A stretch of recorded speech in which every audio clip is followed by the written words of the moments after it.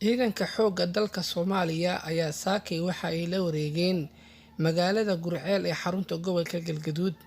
Ciidanka ayaa la wareegay fariisamihii ay ku sugnaa jireen ciidankii Ahlus Sunna wal Jamaaca ee isaga baxay saakay magaalada Guriceel.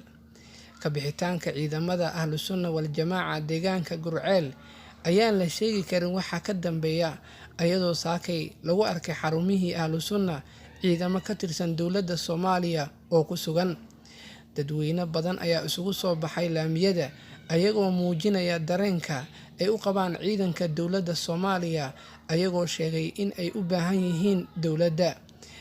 La wareegtinka ciidamada dowladda Soomaaliya ay la wareegeen magaalada Guriceel ayaa waxa ay ku soo aadaysaa kadib markii uu halkaasi gaaray wasiirka arrimaha gudaha ee dowladda federaalka Soomaaliya Cabdi Maxamed Sabriye, iyadoo sidoo kale ciidanka dowladda shalay toole ay gacanta ku dhigeen magaalada Matabaan ee xarunta gobolka Hiiraan, halkaasi oo ka sugnaa jireen ciidankii Ahlus Sunna wal Jamaaca. Cabdulqani Xasan Maxamed, warbaahinta raadjoog, magaalada Muqdisho.